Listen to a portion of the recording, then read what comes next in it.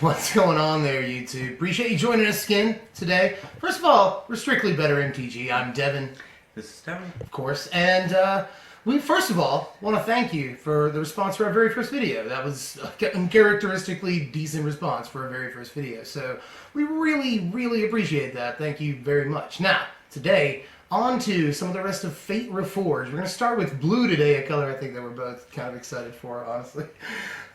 All day. Yeah, it's looking good. We're both we love blue. That's all I can really say. I was trying to come up with a snappy analogy. Can't. So, let's just jump right into it. First, let's talk about Aire Surveyor. And I'm going to let Tony go for this one. Alrighty. For Aire Surveyor, we've got a 2 blue, 3 colorless, 2/2 flyer. And when it enters the battlefield, you can choose to put a +1/+1 counter on it, or return target creature to its owner's hand. That's not a bad effect in limited. Probably not going to see standard play, but in limited, that's not bad. That's going to give you a 3/3 flyer when you need to, or bounce their battleship, or if nothing else, just bounce a big creature back to their hand and get through. Maybe they've got a flyer. Yeah, I like this in this format. Just first of all, 3/3 flyer for 5 is pretty standard. I mean, honestly, that's pretty much what you're looking to get. So if you want that option, it's not bad. If you're just looking for a beater, maybe. Or another thing to remember, bounce is always good. Bounce has traditionally been good. The Mana War ability has been good, and it's interesting to remember that there's a lot of +1/+1 counters going around in this format. There's 2 cycles of enchantments, the manifest enchantments and the sort of shard enchantments that we see. So it may be even better in this format than it usually is, because you can wreck things, and it kind of hurts combat tricks. Bounce does. You can if you can make combat tricks like fizzle, stuff like that. So it's actually maybe a little better in a format like this than bounce usually is, and bounce is usually good. So for a common, especially, I would say it's kind of one of the bread and butter blue commons. Yeah. I think moving on, let's go to this is a good card. Let's go to Cloud Form. I think this is universally it's a good card. A blue and a blue, 3 mana for an enchantment. It's a manifest enchantment, so when it comes into the battlefield, comes into play, manifest the top card of your library and put this on top of it. It's an aura, and the manifest creature has flying and hexproof. So you get a 2/2 flying hexproof, probably the most relevant ability, like top 3 most relevant abilities in like all of Magic, honestly. And he not only that, but he flies for just 3 mana. So that's a really good, I think. You pretty much all agree. Yeah, it doesn't take too much thinking to realize this card's good. I was talking to a friend the other night, and he said that people were looking to use this in Eternal formats for stuff. I think he was talking about like Delver. I really don't want to like put words in his mouth, but there's some excitement about this card outside of just limited. But of course, if you crack it in sealed on pre-release night, then you should just play. Probably should play it. If you've got a strong complement of blue, this goes right in. So do that. But moving on. Enhanced Awareness, blue and 4. Draw 3 cards, then discard a card at instant speed. Yeah. Yes. Thoughts? Well, it fuels Delve, so it's going to maybe be put to chance against Jace's Ingenuity in certain decks. Maybe they want to take a little more advantage of Delve, so they'll be willing to ship a card out here and there. Yeah. But at the same time, it is still kind of getting rid of part of the card advantage of it. So yeah, you still get one. Like, you still get 1 net advantage out of this card. If you advantage points, I guess, out of this card. Though I actually really like this card in a lot of ways, especially in sealed. Not as much in draft, but in sealed, a little slower environment. I think this card is fine. Like you might just want to play one, like multiple copies. I don't know. It depends on how much you're trying to fuel Delve. That's 2 cards for Delve. This card and the card you discard. So that's not bad. Drawing 3 cards is literally always good. You never don't want to do that. I don't know. It reminds me a lot of Sift from Stronghold. It was Tempest Block somewhere, and that was 3 in a blue for a sorcery speed, same effect. Draw 3, discard 1. And I really liked that card back in the day. I always wished that it was an instant. Now it is. It's just you have to pay that extra mana, which is fine for an instant. I'll take that. 1 extra mana for an instant's fine. So yeah, like I said, it's not like the most desirable card ever. And in standard, I don't think it beats like Treasure Cruise, Dig Through Time, or even like Jace's Ingenuity. But it's in sealed. I think this is fine. A 1 of is fine. It's not bad. Evasion is good, or excuse me, Advantage is good. Yeah. Moving on. Let's go to another draw stuff card. Got it.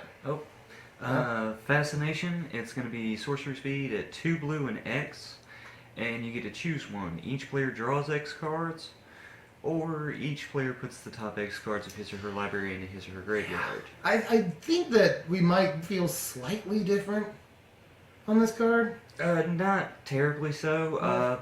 In limited, not. I don't know. In limited, I kind of like it, but it does still help your opponent out, so it's not something I would run with offhand. But in standard, I really don't see it happening. It's never been a thing before. We've had plenty of cards like this. It's gonna be fun and you'll love it, but it's just not gonna really happen, I don't think. It's blue intensive, very much so. Honestly, 2 blue is a lot when you're 3 colors and everything. There was a deck back in like '96, I think it was '96 or '97, the old days of Magic, that played a card similar to this called Prosperity. It was Prosperous Bloom deck. If anyone is old enough to remember Mike Long, his name, who's now like a super successful entrepreneur. But anyway, the deck focused around like drawing a bunch of cards with Prosperity and not caring that your opponent got to draw those very same cards, and just pitching it all for mana and drain lifing for 20 something. And I think it was really good. It was really fun to play. But this card is not it's not the same card as that, honestly. That extra blue mana really does make a huge difference. And having each player draw X cards nowadays isn't as good as it used to be. I don't know that there's as much ability to plan around something like that, in this format. But in sealed, I think maybe like blue-black delve control thing might want 1 copy of this effect, just for the choice, It's because the mill thing's not terrible. It enables delve, and it can put them at a disadvantage. So, I mean, Fascination, I'm not super impressed, honestly. But if the one deck that I think wants it is if you happen to crack a good blue-black pool in sealed, you might want to play 1 of this, but don't go crazy. So, on to the next. We've got Frostwalker. He's cute. This is a cute guy. All I really have to say is that he's a 2-mana Ferocious Enabler, and he really doesn't do like anything else. Like, don't get illusions of grandeur. That's a thing, because usually this is the illusion ability. But anyway, don't get illusions of grandeur and think like I'm going to deal 12 damage with this guy, because it'll never happen. He's got 1 toughness, and that's horrible. He's got the illusion ability, and I never really liked that. So yeah, since he's got that, he can't be hit by bolster, so he's kind of that too. Yeah, really. And he's like an instant target at 1 toughness, so it's kind of bad. The trade-off with the illusion cards back in core set draft and sealed was like the bear was 1 mana 2/2 with the illusion ability. Then there was the dragon that was 4 mana flying for 5/5, but he had the illusion ability. So you kind of trade off the ability to do well in combat, or you get the ability in the dragon and the bear at least to do well in combat. And I think it was a 2 mana 3/3 too. But with this guy, you don't get any of that. He's fragile in combat. He gets wrecked by anything at all, literally. Yeah. And so I don't know. I don't see Frostwalker. I don't. Sorry, internet. I don't see Frostwalker. This guy's interesting. Read this guy. Alrighty. Jeskai Infiltrator is going to be a blue and 2 colorless. He's a creature, human monk. Now, this guy is got tricks on tricks on tricks. It's kind of crazy. Jeskai Infiltrator can't be blocked as long as you control no other creatures. So as long as he's not there by himself, he can't be blocked. It's fair so far. When Jeskai Infiltrator deals combat damage to a player, exile it and the top card of your library in a face-down pile, shuffle it, and then manifest those cards. So anytime he deals combat damage to a player, which would be anytime he attacks alone, you get a 2/2 out of it, and they get shuffled together.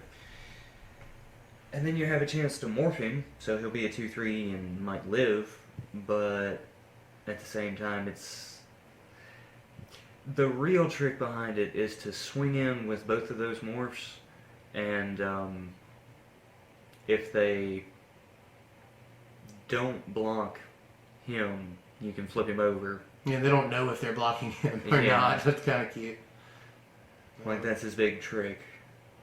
He stays hidden. He hides himself so he can try and swing in and keep doing the same trick and stay out there. So it's kind of protecting himself, but it's a risky gamble. Yeah. So in You get limited, like the 3-card money thing going on after a couple of swings, you know. yeah. So in limited, I think this guy could be a great little bomb, just because it'll give you a chance to mix him up, and there's not that much good removal, so you're relying on blocking. Yeah, there really is a removal sort of drought in this format. I've noticed, like even the black removal, it's like one good black removal card, and well, two. There's two because there's the new Farika's Cure thing too. But there's really not much removal at all. So it's all about like combat. Yeah. But I don't know. Like he's a guy that threatens to get out of control, you know. But I don't know that it ever actually happens. So. People get stuck at the like, what's up with the shuffling him and but it's just so your opponent doesn't know which one is him and which one is the manifest. But I don't think you'll ever really get more than one, possibly two guys out of Infiltrator. Now, it takes a lot of work, honestly, and he's nowhere near standard level even at all, I would say. But even, I will say this about limited formats, he's a 3-mana 2/3, which traditionally is what you want, no matter what he does, and the fact that he has more things that he does is just gravy, honestly. So play him. I would play him, especially in sealed, where it's a little slower and you might get a couple of free swings. So after all the prapping that we just did on him, I'd say that if you get a copy of him, you probably should play him. He's better than some of the other stuff in the set. He's got a form of evasion. He nets you free creatures. He's a 3-mana 2/3. There's nothing not to really like about this guy in sealed, but I don't know. I'm just not as hot on him as a lot of people are, I guess. So. Well, there's that. I think he can potentially be useful if you build a manifest strategy in limited. Yeah. But that shouldn't probably isn't too hard to do. A lot of cards play around with manifest. So. Yeah.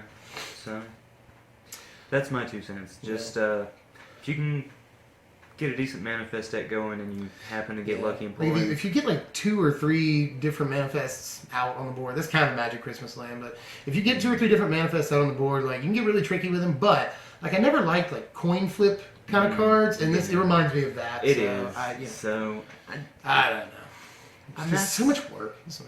I'm not saying a standard thing, just limited, guys. Let's move on to Jeskai Rune Mark. Probably the best or second best Rune Mark. It's either this or the black one that gives him Death Touch. That's one or the other. But it's 2 and a blue for an enchant creature. Enchant creature, of course, gets +2/+2 and flying as long as you control a red or white Jeskai permanent. So,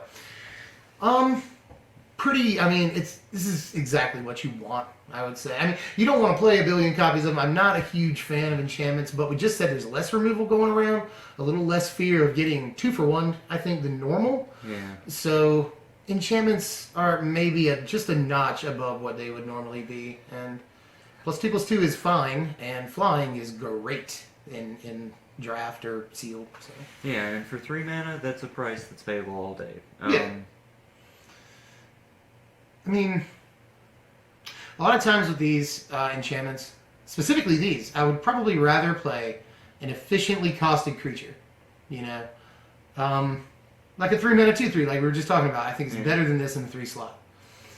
But, at the same time, cards like this can win you a game occasionally, you know? You put this on a 2/2 or a 3/3, now you've got a 4/4, 5/5 flyer, and they have to deal with it. And there's 2 sides of it, and one side is that, oh, he just dies to removal, and now you got 2 for 1, and you cry. And the other side is, well, he doesn't die to removal, and they have to deal with him, and they lose a couple of guys in the process, and, you know, you ride him. And that doesn't always happen, but I think it's slightly more likely to happen in this particular format. There's just, the removal is a little scarce. So I do like this Rune Mark and maybe the black one, but at the same time, I'm not huge on it. I say slightly above average for something like this.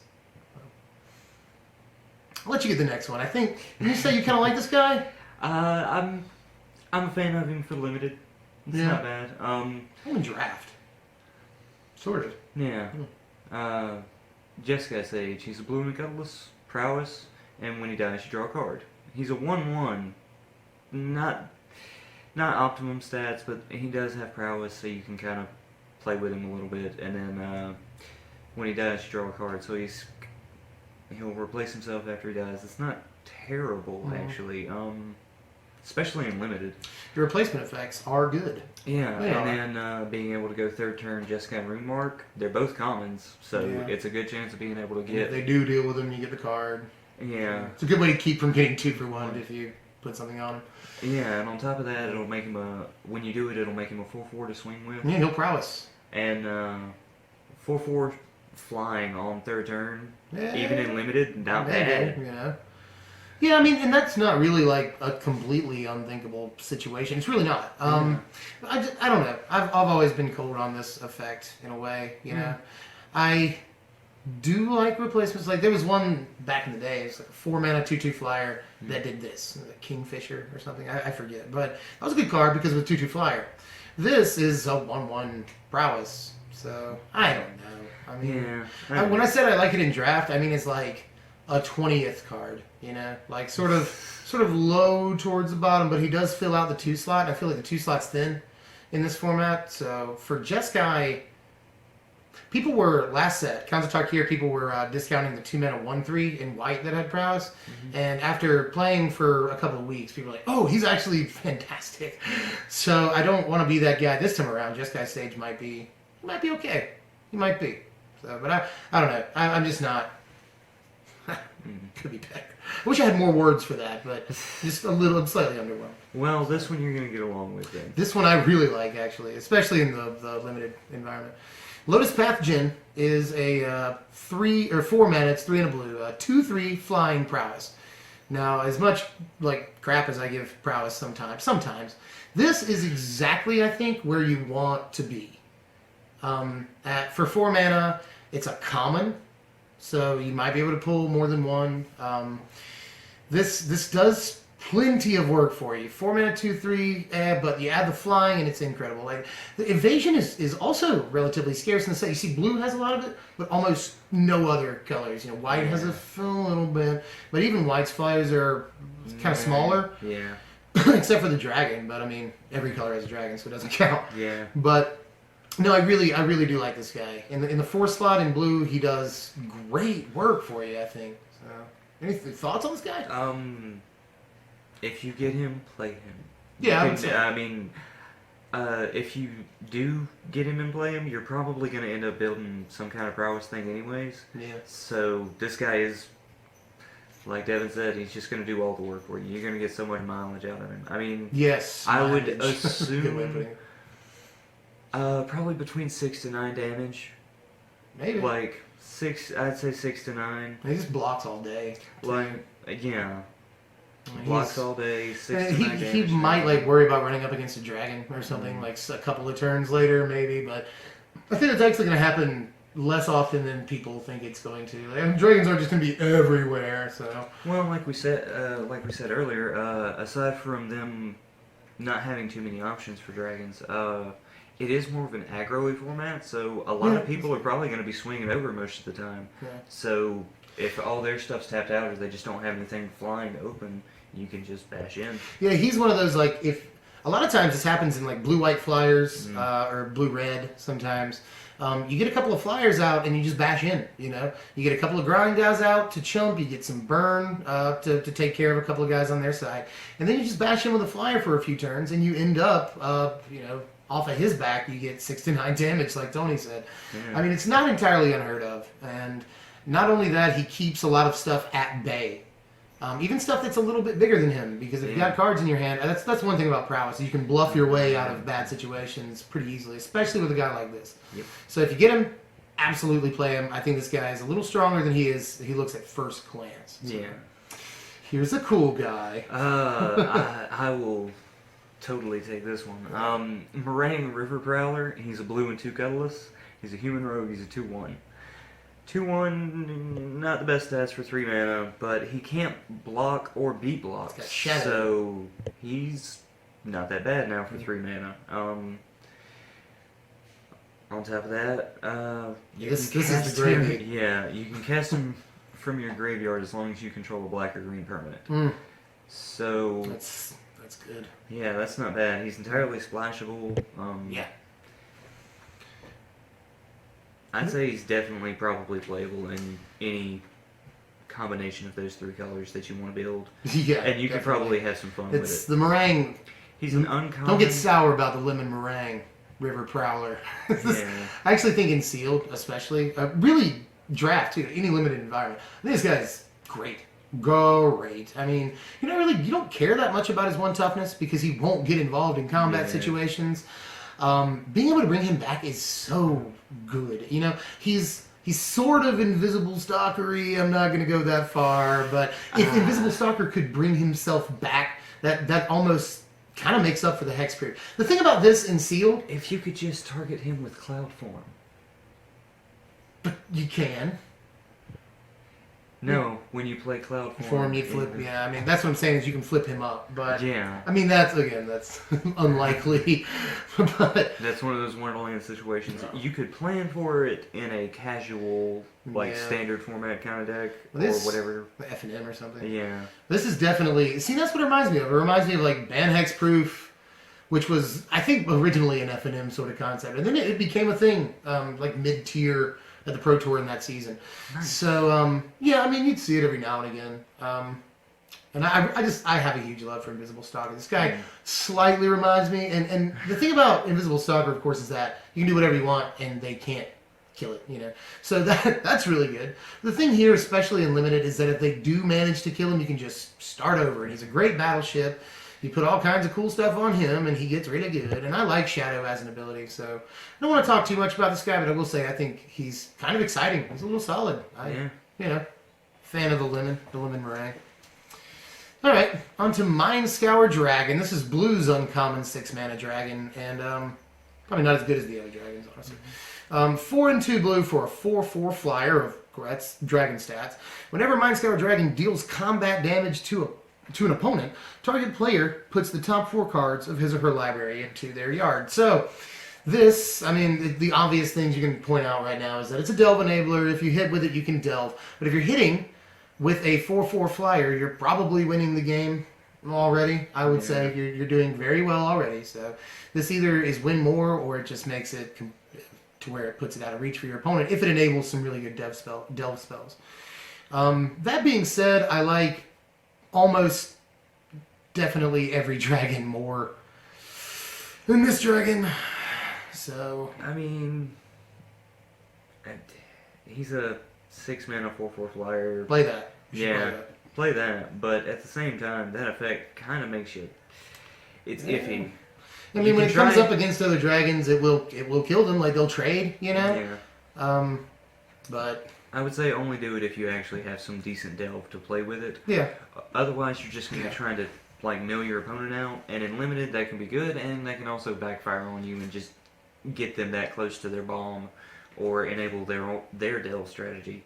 So I find that that's another thing is that they might stab you. You know, you might enable their delve.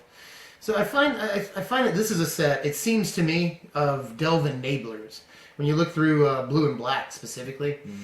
And Cons is sort of a better set for delve. Now, of course, you'll get a pack of Cons in your seal pool, but at the same time, unless you pull Murderous Cut or Dig Through Time, God forbid, you might get a Treasure Cruise. That's entirely possible. You know, there's a couple of cool delve things you can pull, but delve enablers aren't that huge to me, honestly. Just playing the game, you'll get some delve by the 4th or 5th turn. You'll get something going. It's good to have delve enablers. Don't get me wrong, but as far as tacked on dragon abilities, I don't really care that much about this. So. But again, 6-mana 4/4 flyer, you'll play it, you'll swing in, you'll win. So play it, do it. All right. Moving on, we got Misfire Adept. It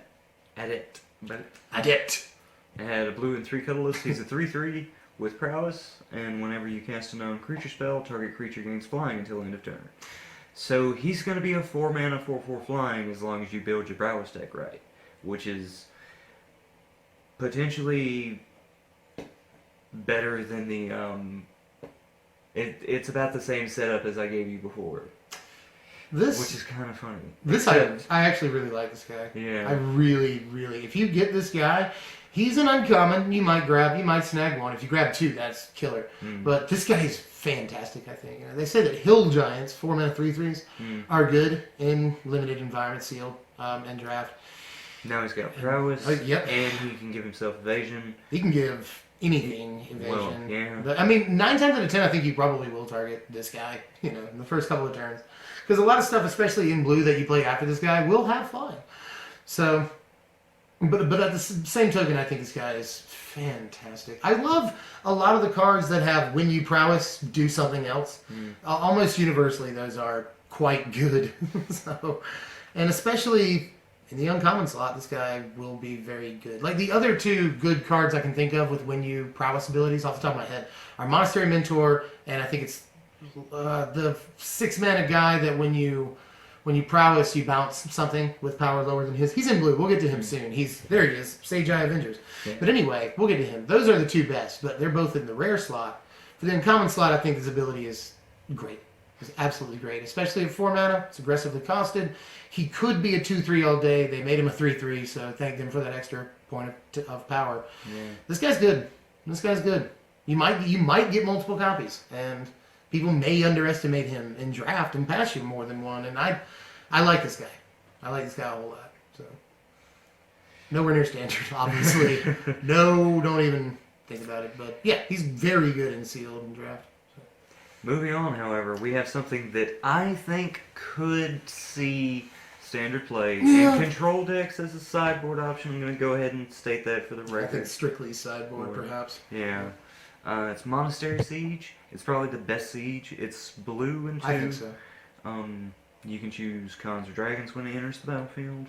If you choose cons, at the beginning of your draw step, draw an additional card, then discard a card. So it helps you with delve and gives you an extra card advantage and takes, I don't know, it's kind of a tricky thing. Really, you're still only drawing 1 card a turn, but you're also enabling delve, and you're having a chance to choose what you're throwing away. Yeah, so if it's that's big. Something you don't need, you're fine. It's a sort of artificial advantage, but you still get to see more cards in them, and that's good. Yeah. So.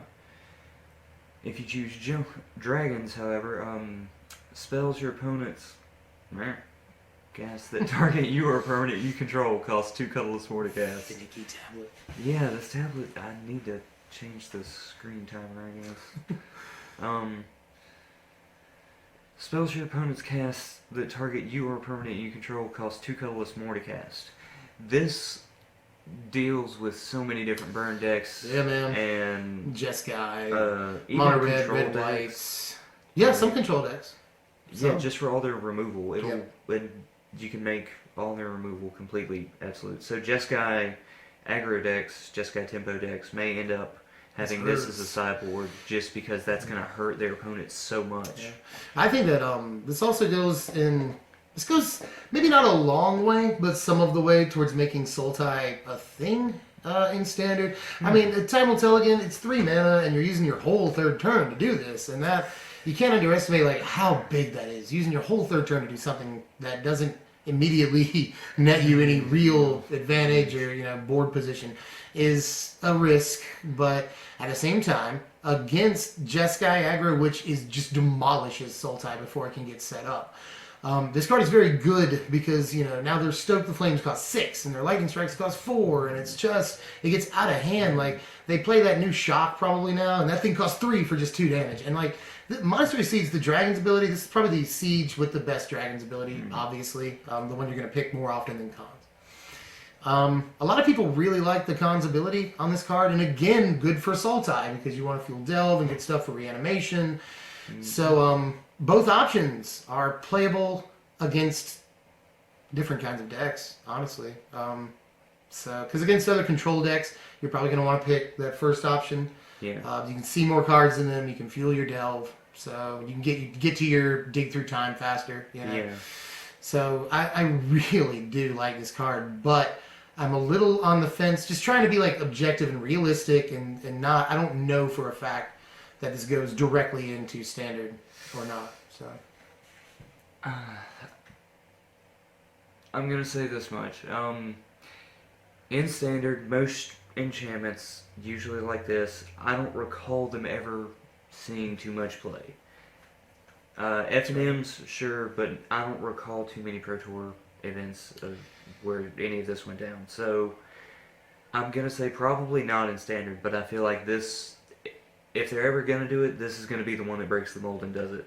Maybe It is. like there was the. I feel like it's so pushed, and it could actually go into most of those decks right off the bat, just because you have that kind of option to throw to either you need to make your opponent's own spells are just going to focus on targeting you. Well, then you need to up the cost to make those irrelevant. Or at the same time, cons, people you can be don't able to, like that 2 extra mana.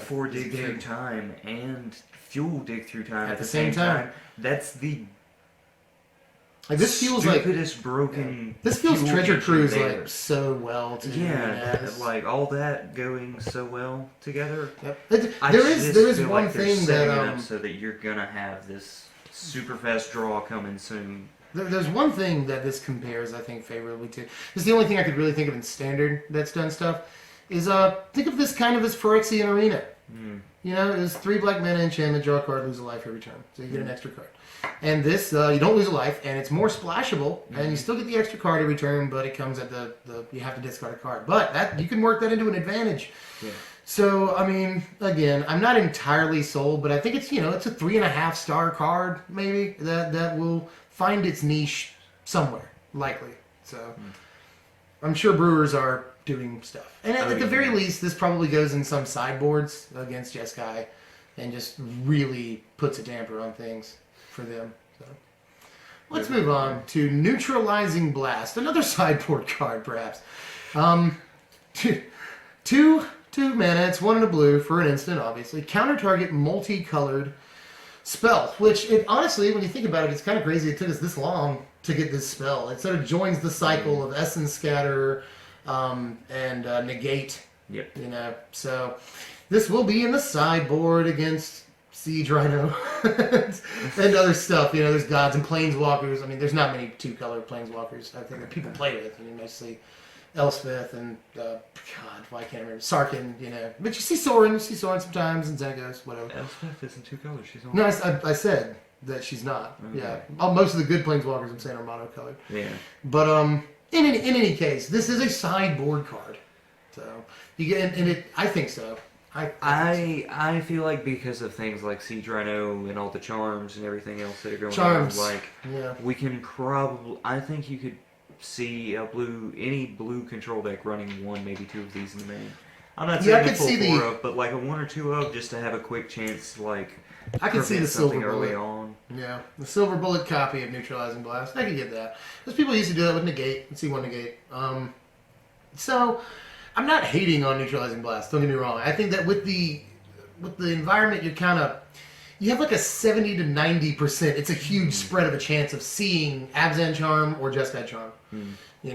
And so, and if you see Jeskai Charm, you're gonna see Manus Rider. If you see Abzan Charm, you're gonna see Siege Rider. So it's a very good card, but I don't know how many you want to run in your main deck. That's one of those things, like, people are probably going to tune that in a couple of months, and we're going to know exactly the right sort of ratio. Yeah.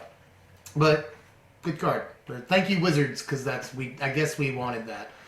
Well, I think in this format we did. Yeah. Moving on, we got Rakshasa says disdain. Rakshasa. I love this card, but I hate this card. Sorry. I just like saying Rakshasa. Yeah. Rakshasa. Rakshasa. Mufasa. It's a blue and 2 colorless for an instant. Counter target spell unless its controller pays a colorless for each card in your graveyard. So take it away. In conjunction with Monastery Siege or a lot of the other discard stuff that's going around and just general use of cards, it's not bad, but it's not terribly great. Yeah, really. Honestly, at best, around this kind of time, when you actually need it, you could probably get a counterspell off, but it's really hard to say. Like, you're counting on having spent a 1 or 2 mana spell. I don't know. I mean, I know later on maybe, but later on, Like, you're going to be trying to... They'll have more mana. Yeah, they'll have more mana, so you're still only dependent on your graveyard. And if you're using delve stuff with it, it doesn't work. Yeah, that's the thing is, it's sort of not conducive to delve. Like, it's conducive with delve enablers, but... Not delve itself. That's the thing is, I would almost... I know that it's much more blue intensive, but I would kind of almost rather just have cancel. Yeah. Sort of. So, I mean, this is far more splashable. And sure, it works with some of the strategies in the set, but it's just not a guaranteed counterspell. And people are comparing it to the Madness thing, because it's the same thing. Same card, it just doesn't have the Madness ability. And people play that card in the Madness deck. You know why? Because you can play it for 1 blue almost every time. This you're forced to pay 3 mana for, and I just... Not a huge fan. Now, let's move on to a card that we freaking love. This is a good card. Reality Shift. This is in I think both of our top 10s for this set. People are hating on this card. But I think there's way more people loving on it. So anyway, it's 1 in a blue, you know by now. For an instant, exile target creature is the first 3 words, and then there's a period after those words, which is just amazing. Its controller manifests the top card of his or her library. Who cares? Who cares about that? I don't care. This card... Unless I'm exiling a Siege Rhino and they stupidly get another Siege Rhino, I don't give a shit. Yeah. And even then they have to like wait to flip it up, you know? Yeah. And sure they... Whatever. And but they don't even like get the enter the battlefield trigger. Yeah, they do. When they flip it up, yeah, they do. Sorry, it's an exile. I'm sorry, I had a brain fart there about more for a second. Anyway, it's in a special zone. You flip it up. Anyway, so yeah, they do get the battlefield. Well done. But anyway, exiling a creature for 2 mana at instant speed. Doing that. Stupid. Yeah. And what's, like, people hate on this because they compare it to a rapid hybridization, which was 1 mana instant speed, destroy target creature. They get a 3/3. So sure, this costs a mana more, but they only get a 2/2, and it freaking exiles the creature. Exile is actually super duper important. And I'm not saying this is a new path to exile or anything, but like this card is good. Like we've discussed this card in Legacy and Modern, and it's like I would target Goyf. Yeah. You know, there's plenty of stuff to target in all formats with this card, including Commander. For that matter, I think it's the first time we've mentioned Commander this video. This is fine card in Commander. Honestly, mono blue wants a removal option like this, and it's got it. So, yeah, standard. All day. Yeah, I think so. Any control deck that doesn't run a removal at 2 mana instant speed is just... You have no business considering building a control deck anymore. I'm sorry. Like, yeah, it sounds terrible. I want to tell you how to build your deck, but honestly, like back when they were doing the Pro Tour Cons of Tarkir deck techs on YouTube, they talked about most of the pros how they tested Jeskai and Abzan and blue black control, and like none of them could get blue black control there. Yeah, you know. And I think that this is a card that goes a long way towards getting blue black control there, like where it needs to be. And I'm not saying just the inclusion of this card makes control a thing, but this, I mean, obviously this card is bonkers. Alright, so realistically, now we've got Reality Shift, Hero's Downfall, those are your 2, like, big ones. Yeah, you got Murderous Cut. You've got Murderous Cuts, and there's the... What is it? It's like 1 black mana for -3/-3, and you lose Ulcerate. If you want to. You got Bile Blight. There's a couple of things. There are. Drown in Sorrow. Yeah. There's plenty of like good, decent black removal going around, and we're all those blue black decks play Drown in Sorrow, but they might switch it out for this. You know, a less intensive option that just deals with something forever. You know. So yeah. Especially with what's the soldier, the 1 black guy that keeps coming back? Bloodsoaked Champion? Yeah, Bloodsoaked Champion. Yeah, he's a warrior. Yeah, and he's a warrior, so that's a huge threat in warrior decks, actually. Yeah. No more dealing with this guy. Yeah, I don't know if any decks right now are playing around with the gods. There's a couple of them I think they probably could be. No, I think that there are some gods about occasionally, you know. I do remember seeing something about Perforos being out there, and that made me smile. Yeah. That made me Well, very I happy. think people are like talking about him a lot more. I've seen him in a couple lists. So Token deck and Perforos, I'm telling you. yeah, yeah. I mean, but then you gotta watch out for this, because now your Right. Perforos Perforos. dies at 2 mana, so... That's the thing is it takes care of gods and indestructibles and stuff like that. And Reality Shift is good. I don't care what anybody says. Reality Shift is very. I think we have more supporters in that argument than I'm calling at least a 3 of in... dissenters. 3 of. Yeah, maybe. Yeah, I can see that. A 3 of in most blue control decks. Anything that has blue. And blue the decks are going to be even more sort of blue intensive. The control decks. Just for this, and it's not like it's the only card in the set that's good in blue. There's more. Oh, no. So this, I just mean it's an extra removal option, and it's in blue. Thank you, Wizards. Yeah. Honestly, I wonder how long. Just the last thing I'll say about this card. I wonder how long they've had something like this sort of in the works. You know, they're just trying to find the right way to design it, and I think that you nailed it because it's theoretically a gamble. You know, it's even more of a gamble than rapid hybridization from one angle because they might be able to flip up something nuts off of that manifest. But honestly, you're going to get rid of the craziest thing on their board and deal with it forever, and that's all there really is to it. So, Rally Shift, 2 mana instant speed, exile target creature. That card's good. Play it. It's a great card. So. Now, this card not as good, not as good at all. So. Refocus for blue and colorless at instant speed, untap target creature, draw a card. So you're basically going to untap a guy to block with and draw a card. Yep. I mean, it's a combat trick. It's not terrible. It enables prowess. It does enable prowess. There are possibly better options, but I'm still kind of in favor with this one just because you can get extra use out of your prowess guys. I don't like this in limited.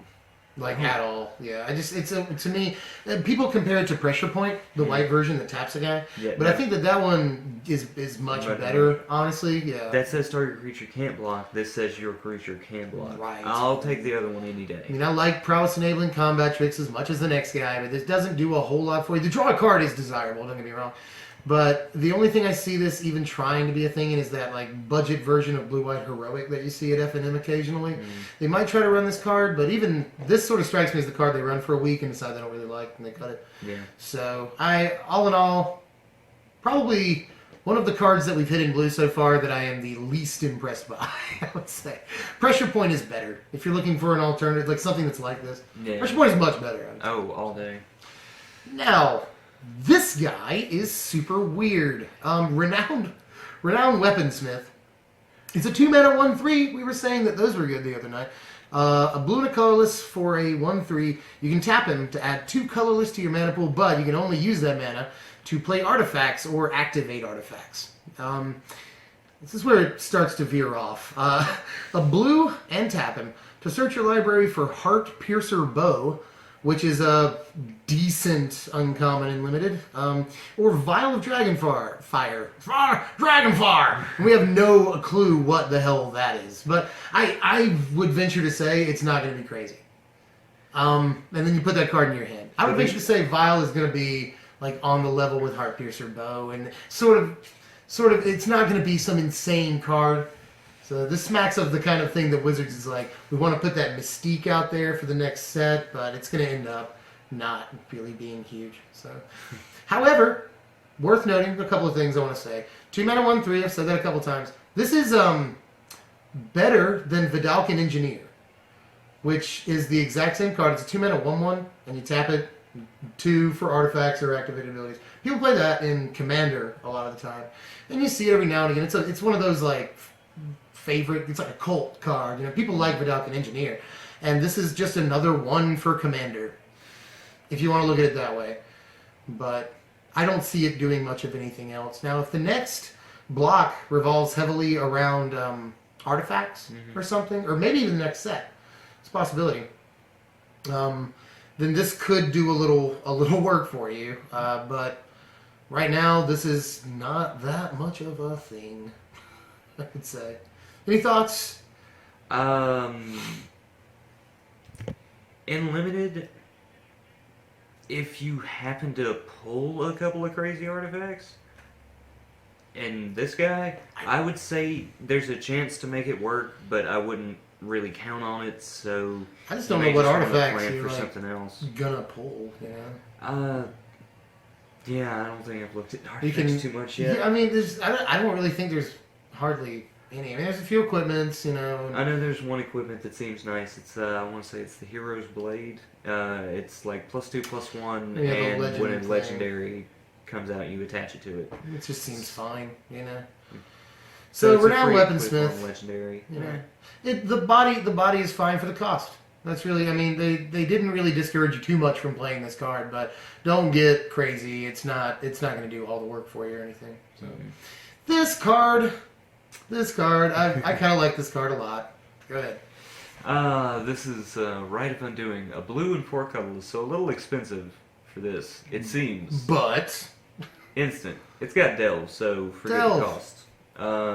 Probably down to like average 2 to 3 mana. yeah, I want to cast this for 2. Yeah. Yeah. I'd say 2 is your target score. I mean, try and cast it for 1. That's fucking sweet. Yeah, that's ridiculous if you can get it to cast for 1. It's an uncommon, so don't expect to see too many of it. Then you might get 1. It's entirely possible. Yeah, you can probably get 1. Return target non-land permanent you control and target non-land permanent you don't control to their owner's hands. So potentially 1 to 2 mana, protect your guy and get their guy out of there. Yeah, I actually think that this is really good. I do. It's a bounce effect. And again, bounce effects I think are better in this format than they usually are, which they are usually good. I don't think it's entirely unreasonable to expect to cast this for 1 blue mana. Even in Standard. Now, in Standard, it has a lot of Delve competition. It does. You know, Treasure Cruise, Dig Through Time, those are the ones you're always going to think about. Murderous Cut, even in the blue-black builds. Yeah. But Rite of Undoing is a fine card, honestly. It's got a lot going for it. You can really set up to where this will be an advantage for you, returning the guy to your hand. And, again, it's reasonable to cast this for a blue mana, I think. So Yeah, if you could, oh my god, if you could delve and like get your 1 win condition guy off the board and then board wipe. this wait, but board wipe? Oh yeah, to protect your guy. Sorry, I was off. But No, it's alright. Sorry. But yeah, you can protect your guy from your own board wipe with this, you know, in hostilities the next turn. And it is an instant, you're absolutely right. Just end of turn, boom, and then in hostilities, and you've got a guy. Yeah. So, of course, they have a guy in there too at that point. But it's a very good combat trick too. I mean, it's not entirely situational to say, you know, I'll block that guy and return my own guy to my hand so he won't die, and then the guy that I let through will return to your hand. So, Yeah.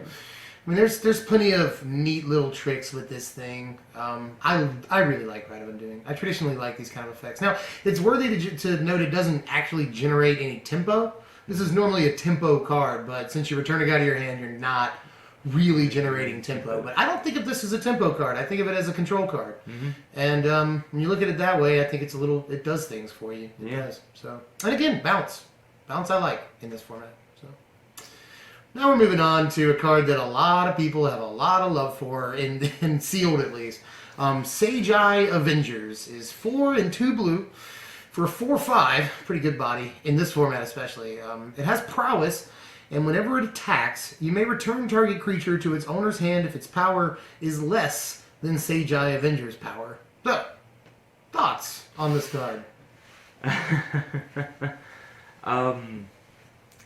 Basically, I think what it's really saying is you're not going to throw any chump blockers at it, and I've got prowess, so your bigger guys can potentially get bounced and not block too. Granted, at 4 power, he still has a pretty decent chance of being able to bounce a lot of things. Yeah, most everything in the format. Like if he prowess once, he can bounce the dragons, the uncommon dragon cycle. You know. Yeah.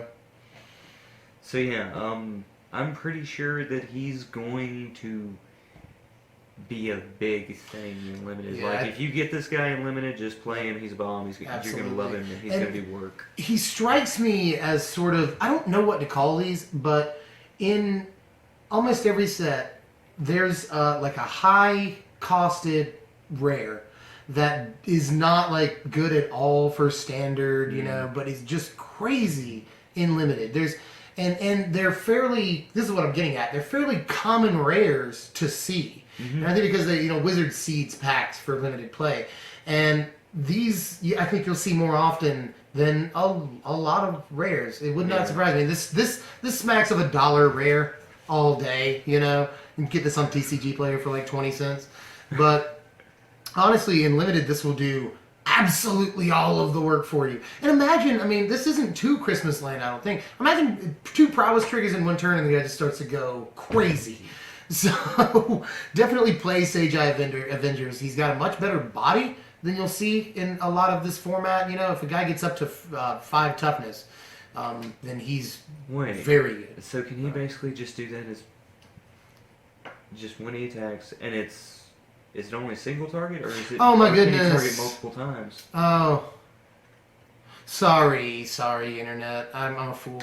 For some reason, I was thinking. Actually, that's still ridiculous. For some reason, I was thinking it's a when you prowess trigger, but it's not. It's when he attacks. But it's also worth pointing out that he doesn't have to get through with combat damage or anything. It's just anytime you turn this guy sideways. Yeah.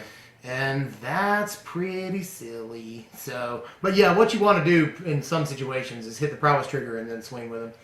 So, but yeah, this guy, play him. He's still crazy. Play him. Yeah. Moving on, we've got Shifting Loyalties and a blue and 5 colorless. It's a sorcery, and it's an exchange control of 2 target permanents that share a card type. Yeah. So, with all the monks going around in this one, I'm gonna say you probably might trade monks with somebody if you play this. That's probably a good thing. No, card types like artifact, creature, enchantment, land. Okay. Yeah, not creature types. Not Gotcha. creature types. My bad. No, that's a fair mistake. And we just cleared it up for a bunch of people. Yeah. So, yeah. Even though it says it right on the... Oh, my God. Read the cards. Nobody reads reminder text. Nobody reads that crap. So, this reminds me a lot of Switcheroo, which I hate playing against. In, like, Duels of the Planeswalkers 2014, Jace has Switcheroo in his deck. And he literally plays it every single game. Like, you have to learn to play around that card specific. Hate Switcheroo, and it just seems like it's a really good casual card. And I wish it had Delve. Yeah, I wish. Yeah, but that Delve though, just I would hate this card if I had Delve. Because the thing is, the card is pretty exciting for some like jerks. Like people that like this card are jerks. They're people that want to trade their 1/3 for your 4/4 flyer, and that will happen occasionally. But I think that. I'm gonna do it. This is more of a sealed card. This is a good card for the pre-release, actually, because everyone is gonna play like all their dragons and stuff. This is a fair card for the pre-release, but I wouldn't draft it. I think it's slightly different. Draft is a faster format, and it's a little more structured. And I don't know. I think this is better in sealed in a slower environment. 6 mana seems like an awful lot, and especially since when you play cards like this, Switcheroo. I'm gonna keep just comparing it to that. When you play cards like this, it has a tendency to sit in your hand for a few turns. Yeah. And that never feels good. That really doesn't. So, it does feel like a waste of card slot. Yeah, it's really situational. They have to have a creature that's good enough for you to want to steal, and that will swing the game if you steal the creature. Yeah, so in other words, guys, when it comes down to it, it's going to be a very late pick for any build. I would say, yeah. I mean, this card isn't entirely bad. It's not a terrible card at all, but it's very situational, and a lot of beginners are going to look at this and say, "Oh, this card is really good," and get all these ideas, But 9 times out of 10, it sits in your hand for 2 or 3 turns, and you look at it and wish you could play it, and you don't have a creature that you want to trade, or you know what I mean? I don't know. That being said, maybe possibly a one-of in sealed if your strategy's looking like this is a very, very situational build kind of card. So. Anyway, moving on. This is a really exciting card. This is Shu Yun, the Silent Tempest. One of my favorite new commanders. 2 and a blue, 3 mana for a 3/2 prowess. Whenever you prowess, you can pay Boros, and if you do, target creature gains double strike until end of turn. Now, can we talk about this guy for a second? Can we go all the way to Christmas Land on the Magic Trolley for a second? God. Yes. Okay. Alright, so, Monster Swift Spear, Seeker of the Way, Shu Yun. 4th turn, right? You're untapping. Prowess. Prowess. Double strike. Oh, wait. let's prowess again. Let's say you were able to use 2 1-mana spells Yeah, to get a double prowess. Exactly, it's the 4th turn. I mean, you could collateral damage. You could use the new shock. You could Titan Strength. There's lots of things that you could do. It's not like I say that new shock. Yeah, the new shock. I forget its name. It's a red mana for it does 2 damage. And if you have ferocious, damage can't be prevented this turn. It's an instant. Oh, that one. Yeah, the new shock. The strictly better shock. Yeah. But anyway, this, like I make fun of the Magic Christmas Land thing, but I don't think it's that much to ask on the 4th turn. You know, first turn Monastery Swift Spear, second turn you got a bevy of options. You know, you can there's 100 2-mana cards that this deck plays. 3rd turn Shuyun, 4th turn you've got literally everything. You know what I mean? If you played a creature 2nd turn, you can stoke the flames and still afford this guy's ability. Yeah. If you can lightning strike, you can there's Titan Strength. What's the thing? Searing Blood. You can play Searing Blood. There's 100 things you can do to double strike a guy on the 4th turn. The 4th turn is a lot to ask for sometimes, to not get a blocker, or to not have blockers. But honestly, if they're crazy, or if they just let this guy through and they're playing a slower build, a control deck of some kind, then 4th turn you can swing this guy in and Titan Strength him. You know, he gets the prowess, he gets the +3/+1, and you're dealing 14 damage off of 1 prowess trigger with this guy on the 4th turn. 14 damage after double strike. Like this guy, I think, is, a lot of people say he's like beginner bait.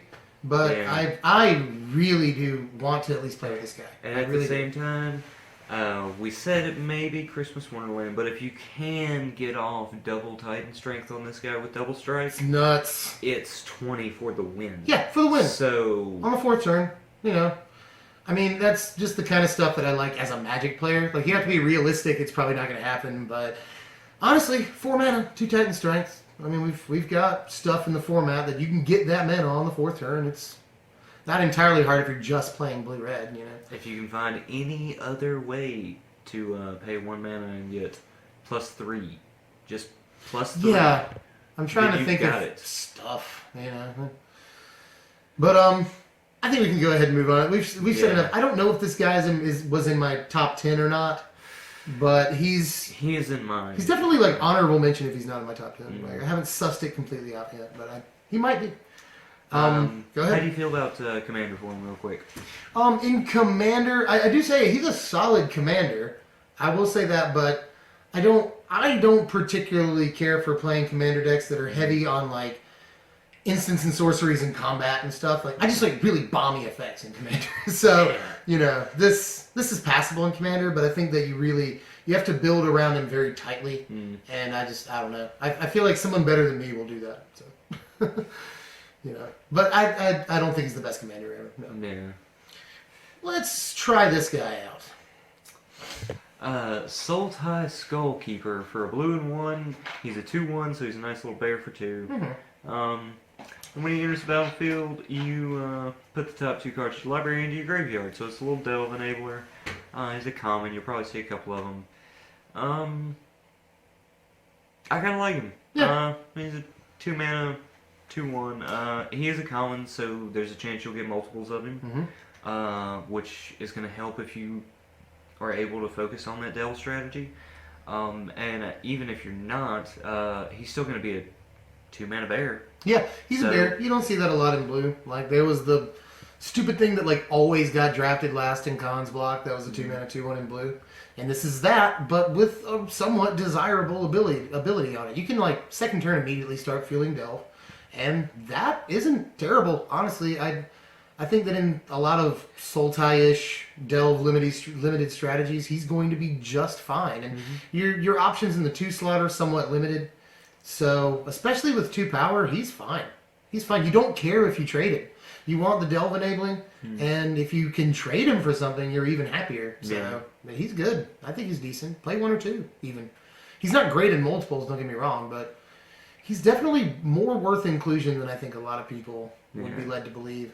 So, I think it's hilarious, though, that we like this 2 mana bear over that 4/1 Ferocious Enabler Frostwalker. Yeah, I like this. I do like this guy more, actually. I know that's going to seem kind of ironic to some people, but the 4/1's options or trade with something, maybe they can get a swing in for 4 damage. This is actually going to be part of your delve strategy. I mean, it all depends on what you're trying to do. You know, the Frostwalker might be good. This guy might be good. And I like delve more than Ferocious for what it's worth. Yeah. You know, there's a couple of crazy Ferocious cards in either set, but there's way more relevant delve to me. You know, you have your removal in delve, your advantages in delve. You've got a delve flyer. You've got a delve death touch guy. You know, you've got a couple of delve like rare big creatures. Oh, I can't wait to get to the black guy in delve. Yeah, like Tassiger. Yeah, I like him. Moving on though. Yeah, we've got Supplant Form. This is 6 mana, so there's that. 4 and 2 blue for an instant speed. Return target creature to its owner's hand. You put a token onto the battlefield. That's a copy of that creature. Now, you know what's funny? I haven't really heard that many people talking about this. I love this card. It's not. I don't think that it's standard or anything. Like, I've put some thought into it, but in sealed especially, like, this is a really good combat trick. It's bounce and you get a copy of it. Like, this reminds me of sort of an instant speed control magic kind of effect. Yeah. You know, I really like this card. The only thing I don't like is its return target creature to its owner's hand. The only reason I don't like that is just because it's bouncing a creature. However, here's something to take note of. If they happen to get one of the few removal spells in this format that can kill your creature outright, you can use this to protect your big guy that they want to kill and get a second copy of it and just completely blow them out after that. That is true, too. This saves your huge guy from removal, sort of. You know, effects like that usually aren't 6 mana. But in a pinch, it's another option. And this set is really big on options, which is just flavorful, you know? Yeah. But options are something that all players like generally. So if they do decide to spot remove some huge guy of yours, this can say, basically, this is a counterspell in a lot of ways. Yeah. So one thing I don't necessarily like is, if my understanding is correct, because they change the legend rule like every few weeks. But they changed it like a couple of years ago. I think I've got this right. With this card, you can't really hit legends, because when they play their legend again, they can just choose to destroy the token legend. Is that not right? No, that is not right anymore. Nowadays, it's divided between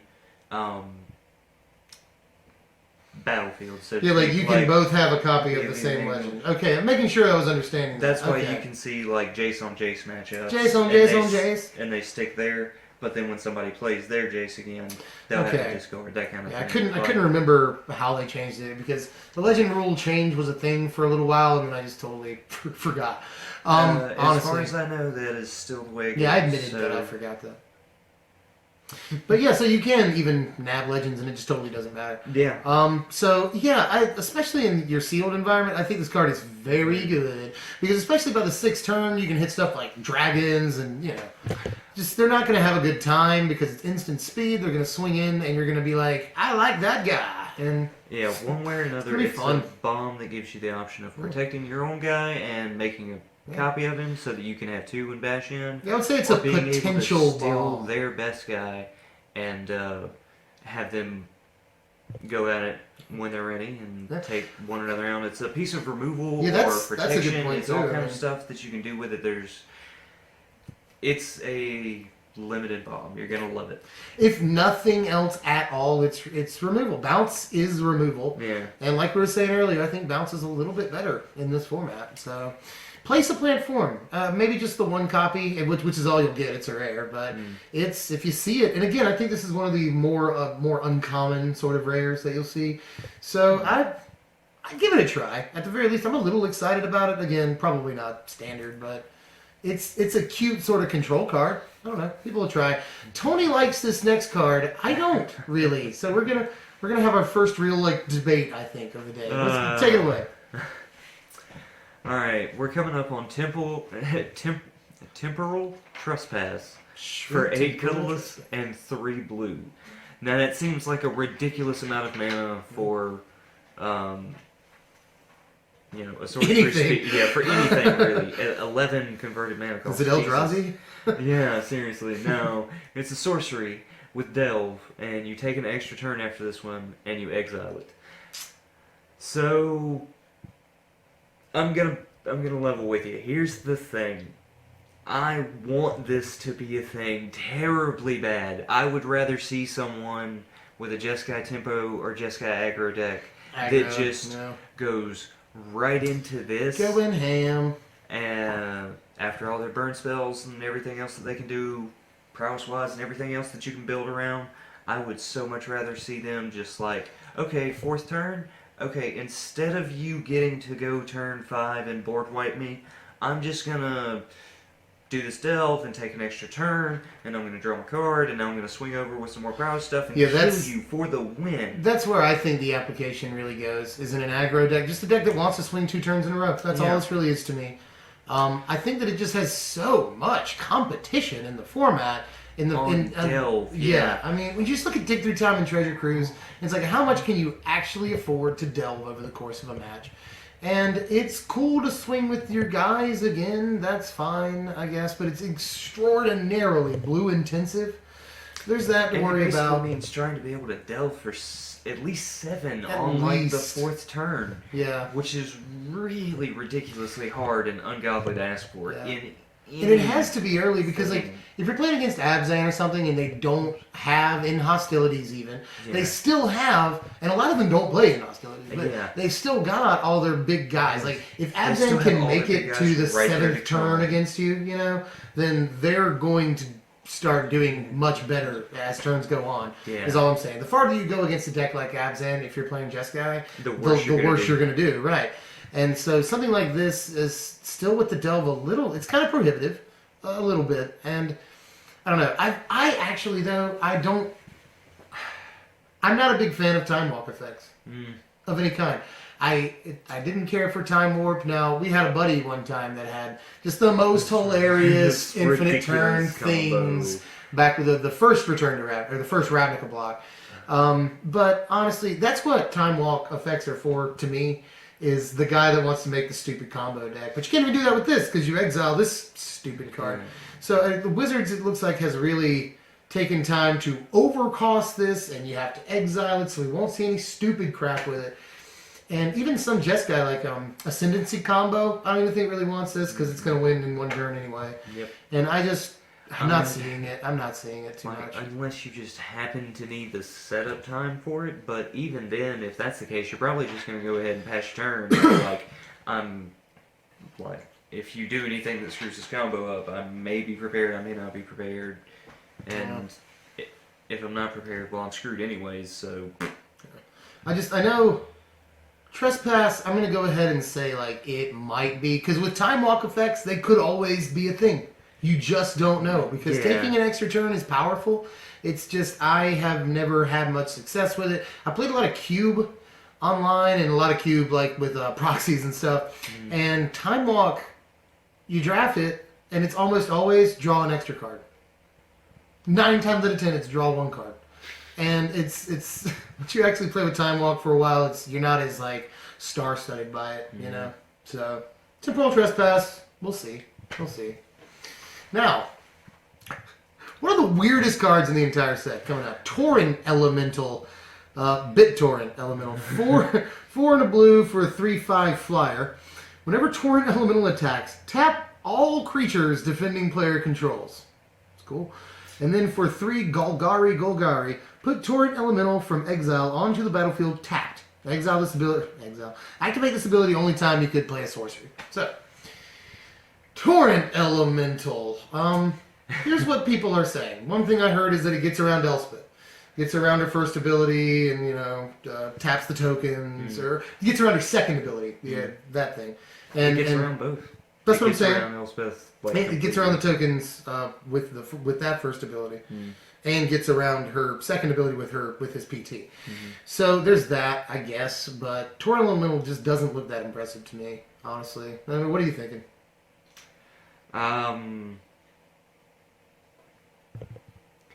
Honestly, That's exactly this card. That's Bug. Maybe Bug wants this because they can like reanimate it and at the same time still be able to like get it back and. Yeah, that's keep the other going, thing people are like- saying is whip. You know, Yeah, you can whip it in and then it exiles, but then you know. You can still get it back later Right, when you need right. it. At the same time, there's also the what am I trying to think of? Just potential delve stuff in general, like being able to delve this card away and then still Oh, be able yeah, to yeah. cast it is pretty handy because that can. It's basically like a refuelable delve card Yeah. kind of thing because you're It's- just gonna play it again. If anything happens, it dies, and then you'll be able to delve with it again, and still be able to cast it. And Was you're it- actually gonna want to delve with it just because of that. Yeah, exactly. It's a delve that like almost doesn't count as a delve, and I like that. Its ability puts it onto the battlefield rather than just putting it onto your hand. That's kind of cool. And I mean, let's not discount when it attacks. Tap everything they control. Oh yeah, that's why I mentioned Bug, which is what Sultai. It's Sultai, yeah, Okay, blue, green, which is- black. This- Which actually doesn't play like all the creatures, you know? Like, it's more of a reanimation deck. You're not going to have a ton of creatures or anything. Exactly. So you won't necessarily, like, alpha strike with this guy. So, that again. Like, this card just leaves me speechless. Like, I don't know what to say about it because it's so weird. It reminds me, in some ways, of a Golgari Grave Troll, which did a lot of, like, one of the linchpins in Bridge from Below. And it was a 5 mana, and it did weird stuff, you know, 4 and a green for that one. Yeah. And it dredged like 6, I want to say. And so when people first saw that card, they're like, oh, this is too weird to do stuff. And then, and then it turned into one of the craziest cards, you know, it enabled a lot for that deck. Yeah, So Dredge for is all I good. know, we're looking at the next Grave Troll. I doubt it. Wizards, you should just give us Dredge back in this next set, I like Dredge way more than Delve. or at least the Okay. next block. Because I really like working out of my graveyard. I do. Dredge is a delve enabler. Yeah, exactly. Dredge and Delve at the same time would be great. Oh look, I'm just gonna dredge up to my Everyone's dig playing 3 with the times to graveyard. delve for 2, so like God, tricks on tricks on tricks. Come Elemental on. Track. Torn Elemental, though, I mean, just the one last thing I'll say is that Brewers will love this card. This is sort of a rogue deck builder kind of card all day long, and you'll see it on the kitchen table. You'll see it probably in Commander occasionally. I would see that this is a multiplayer kind of card too, you know. I just feel like this is a card for playing with your friends, you know. But that being said, it comes back. It comes back from exile. It has a bomby ability, and it has a big ass. Like that, you never know. With cards like this, someone will do something with it, probably. Alright, so I know Pearl Lake Ancient has been the big blue finisher, Like ancient. but I feel like this guy is going to seal the deal for Sultai. I think he's exactly what he wants. I actually think he does have a chance in Standard. I'm not going to say he's a big, like, 4-of guy or anything like No. that. Just he strikes me as a silver like- bullet, you know, like that one guy. Yeah, there's that. He's gonna be the guy that helps you finish the game. He's that finisher, I think. Like, okay, I've been able to do a couple things with whip and everything else, and probably gotten him down. You're either gonna whip this guy back or be able to cast him back from exile finally, and just go whoom for that last Like you remember 4 to 6 points of damage. I'll say like we were somewhere just in that range. talking about Dredge. You remember Narcomoeba, that card at all? It was like it was a 2-mana 1/1 flyer, but if it went to the graveyard from your library, you just got to put it into play for free. It's kind of it's not the same thing at all, but it reminds me of that same kind of it loves when you delve. You know, Yeah. that's the Narcomoeba was the Dredge card, and this seems like sort of the delve card. It makes it so much better to delve. You know, Yeah. so. All things considered, I feel like this card is probably better than I'm saying it is. But this is one of those that's really hard to look at and see the immediate applications for it. So Sultai control. Somebody's gonna do it. seems like a one-of, maybe. Next. Next up, we got Whisk Away. For blue and 2 colorless at instant speed, put target attacking or blocking creature on top of its owner's library. So I love this. It's completely splashable, and it's just the Azurius Charm effect that everybody used all the Yeah. time. Exactly. But now it costs a mana extra. Oh well. It's splashable too. Yeah, now it's two I mean, you can colorless, play so it it's in blue completely black or splashable. whatever you want to play it in. So now, instead of being quite as color intensive and having the option to draw a card or have all your creatures gain lifelink, which was just great, now we just get a bounce for 3, and it's a bounce for 3, and it's good. You'll like it. This is where I'm going to make a prediction. Mm. Okay, this is a pretty serious prediction. So Uh-oh. listen up, YouTube. There was in Future Sight. Future Sight was the whole set. If you don't remember, if you weren't playing Magic, it was a set where they sort of debuted or previewed abilities that they were going to use later on down the road and cards that we would see later. And these were they used special like future shifted borders and all that. And I think that next set we will see Fate Seal. And Fate Seal is basically like Scry on your opponent. You look at the top card or X cards of their library, and you decide whether to keep that card on top or put it on bottom on their library. Yeah. And I'm going to call that Fate Seal will make an appearance possibly in the next set. In the next set in this block. And not because Whisk Away exists. I'm not saying that at all. But first of all, Fate Reforged, and the name of the ability is Fate Sealed. I mean, that's the causation doesn't imply correlation at any at all. But at the same time, I think that we just might. I have an inkling, a feeling that we might see Fate Sealed. Now, that aside, let's talk about Whisk Away for a second. In limited environments, especially, this is a very good effect. This is always very good. And people play a time walk. Yeah, kind of. Yeah. This is a better time walk. When you nail That's what that really is. When you nail Azorius Charm on somebody, it really feels really good. And occasionally it feels, especially early game, like a time walk. It's better time walk than look, I'm temporal going to draw trespass. this creature that I already cast and attacked with so that I can put it down here and wait a turn for it to attack again. Yeah, that's and the then thing. next turn I get to draw that new card that I was supposed to have this turn. It's like this card single-handedly, not single-handed, but it is a common, so it's going to be everywhere. This card really goes a long way for the limited environment, making it more tempo-oriented in Very blue. much so. Because honestly, if they attack on the third turn, or the fourth turn, whatever, early to mid game, they're probably likely not going to be able to play the creature. Or no, excuse me. They're going to be able to play something else out of their hand, but they're going to have to draw their second turn play again on the fourth turn. That's actually a huge problem. This, people underestimate this ability. It's so much better than regular bounce. Yeah. So much better. Replacing a draw is incredible because drawing cards is one of the most important things in the game. And when you're on the receiving end of it, knowing what you're going to draw, and it's something that you've already had since the beginning of the game, it's a horrible feeling. It's like I will get no help this turn, guaranteed. And this Whisk Away is really good for how splashable it is. It's an instant. This is a fine card. It's blue removal. Yeah. So use this. You'll probably get multiple copies, especially in draft. This might get past you. Use this card. It's very good. It's also going to be a combat trick and fire off prowess. Yeah. Think about that. With prowess combo, this is very good. That's the thing is almost all of some of the instants and sorceries look janky, but when you factor prowess in, it's like, oh, okay, combat tricks are really good in those colors. The colors that prowess is in, combat tricks are that much better. Yeah, when we get to red, there's a few. God, I was looking through this set a couple of nights ago. Red is awesome. Yeah. Red is really good. We'll get there. Don't worry. Yeah. Coming up next, though, we got Will of the Naga. Will of the Naga. 2 blue and 4 colorless. It's an instant with Delve. It's a common. It is a common. So expect to see at least one copy of this, I think, in your limited stuff. It's possible. I'll let you know how I fare tomorrow night. You try it? If I get it, I'm totally It's potentially a sleep effect for 2 mana on 2 Yeah, creatures. this is let's read the card real quick. This is tap up to 2 target creatures. Those creatures don't untap during their controller's next untap step.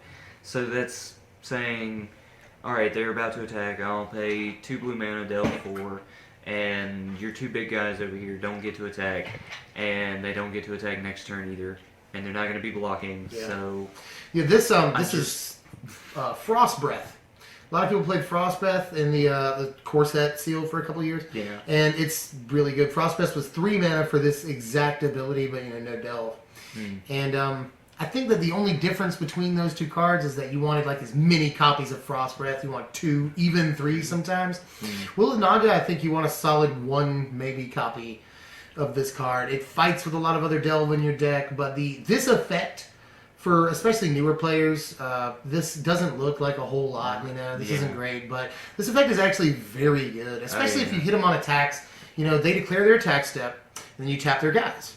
And they don't get to attack, like Tony said, they don't get to attack during that attack step or the next attack step. Not to mention that you get an attack step in the middle of that where their guys are tapped. So this is actually a very desirable effect in Limited, absolutely.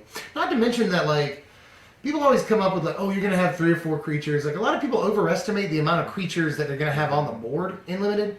Yeah. Realistically, 2 or 3 is about right in Limited at most times. And it's probably going to be 1, maybe 2 big ones, and the third one's going to be the small one. Unless somebody just happened to get the craziest pulls out there. Yeah, I mean, usually in Limited, but you're only ever, like, really paying attention to the creature that your opponent played last. You know what I mean? Like, that's going to be the best creature, is whichever one they played on curve the most recently.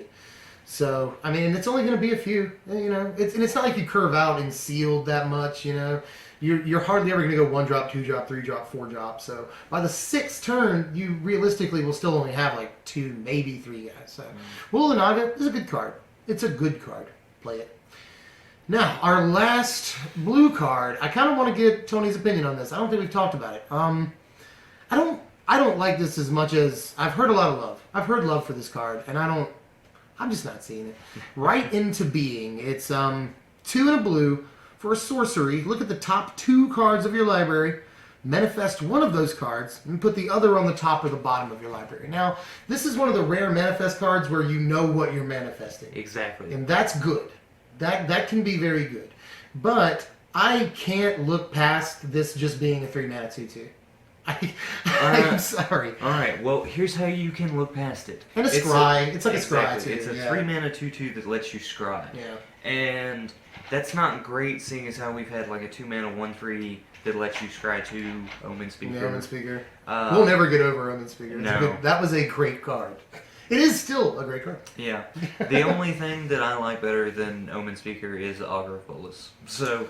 I miss you, Augur. Oh, I miss you so much, Augur. It's so good. So with this, I think that's just dandy, actually. It's a 2/2 creature. It lets you scry 1. It's 3 mana. I'm not... It also happens to enable Prowess. Yeah, that's for your turn. So if you have Prowess going on, it's still a creature that grants you Prowess and lets you scry 1. So if you put it like that and you build around that kind of build a Prowess kind of strategy, then yes, I would. Yeah. I'd say love this card to death, because that's actually a common. So you can probably get 2 or 3 of them and have a decent chance. Yeah, this looks like a common too. Yeah. One that you'll see multiple copies of, likely. And that's going to help you, scry 1, so you're going to be able to start planning out your draws better after your 3rd turn. Potentially, and you're still going to get a 2/2 out of it. You can enable your other guys' prowess triggers. I like it. I think it's a fine limited card. I think this is going to I will say it does kind of keep going. You get to look at the top 2, and you get to scry 1 away if you want to. Well, you have to, but you get to scry 1 away. You get a 2/2, and you know if that's a creature or not. You're able to, if you don't need land anymore and you need to fix your draws. I'm actually thinking, I'll call a prediction that Frostwalker and this are probably going to be some commons that you'll end up seeing a couple of, and you can probably make a lot of use out of. Because if you are able to Frostwalker? if you're able to trick somebody into swinging at you while you have like a 2/2 manifest that you know to be a Frostwalker, that you can just turn up for 2 mana and blow out their guy. Just trade up. Just trade up or anything else like that. That's the thing is, like, the 2-mana creatures work somewhat well with the ability to flip them up off manifest. Like the white 2-mana 3/1, like anything with more than the power of a manifest for 2 mana, is going to be pretty good on the flip. So, yeah, I mean, right into Being, I won't say that it's terrible, but it just looks like Scathed Zombies or whatever. To a 3-mana 2/2. It looks a little janky at first. But just think about everything it actually is going to be able to do for you, and as long as you feel like building that kind of deck, you're going to love it. You'll see plenty of work. I was thinking the 3 slot, even when you build in sealed, you still have, the 1, the 2, the 3, and the 4 slot. Yeah. You know? And if you get better stuff, there's the... Oh, yeah. If you get better stuff, go for it all day. Definitely. I'm just saying, like, this is still... You just have to know what the better stuff is. I think that most of the 3 mana, especially the 3 mana 2/3 creatures, just that extra point of toughness, I think you'd want to play that, even if it's a vanilla 2/3 creature. I think you'd want to play it over this. Fixing your draws is great, that's it good. really is. It's going to be great for you, but at the same time, those are still potentially going to be better just for that extra point of toughness all the way around. This would still be an early cut from my limited. Yeah. This is one of those, But if I don't 20 to 23 in those card slots, it's I don't think it's like in slot 12, No. Not at all. Not unless that happens. Unless I happen to miraculously get 4 of them out of this, and if 4 of them, that'd be awesome. Yeah, if I have like a full play set of them, I tell you at the I might make it a slot 1 thing to be like, all right, well I'm playing blue because I'm just gonna do this, and I'm gonna have all the deck fixing, and I'll just build around like needing to manipulate my deck and everything. But that's a Christmas. By the way, getting 4 of a common somewhere, it is magical Christmas land, but I mean, did I tell you? And this is slightly unrelated, but it goes with. Did I tell you that? I think you were there actually at the Gate Crash pre-release a couple of years ago. I pulled like 4 Tide Drinkers, the Dragon's Mace pre-release. Yeah. I pulled 4 Tide Drinkers out of my sealed pool, and it was awesome. So it's entirely possible to pull 4 of the same common. It does happen.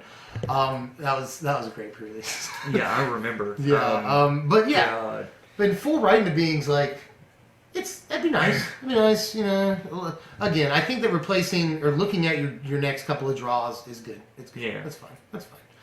But with that is going to be it for blue, folks. I think we're done with blue for Fate Reforged. That was awesome. And yeah, there's a lot of stuff in here, especially for limited, that we're excited about. But a couple of good constructed options and a couple of constructed viable options. I think blue has a lot of things that could really go either way as far as constructed.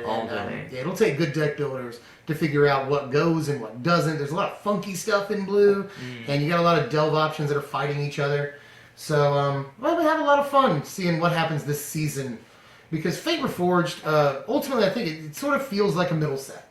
It feels like a middle set, but it also feels like a fun set. Yeah, exactly. I feel like Wizards put a fair amount of work into balancing this set from what we've seen so far. We've got 2 new abilities in the middle set, which happens, but it's cool to see. And I'm hoping this 3rd set really amplifies all the abilities that we've seen so far. Yeah, I think that's usually... it's usually the style in the case, but I want to see some real amplification. Yeah, the 3rd set you'll sometimes see like the delve card, or something like that. I want to see something that is like representative for each one that is possibly going to make some big standard play. Like, it'd be cool, because Cons takes place in the present. Yeah. And this set takes place in the past, So the next set may take place in the future, which means that, like, in Cons, we saw the leader of each clan. And then in this set, we see the leader of each clan. So we'll get the future leaders of these clans in the next set, and they might be just, like, really, really cool, And then... That'd be awesome. Like, imagine the Abzan one, like, combos Outlast and Bolter somehow. That would be nuts and limited. It would be really cool. So, we'll see what we get. We've got more to talk about. We're going to move on after this to, I think, black? Is that right? Yeah. Yeah, we're pretty excited. I'm on the fence about black, but there's a couple cards that have my eye. Yeah, definitely for me, too. I think that there's a couple of things in black that look pretty solid as, like, a second color in limited.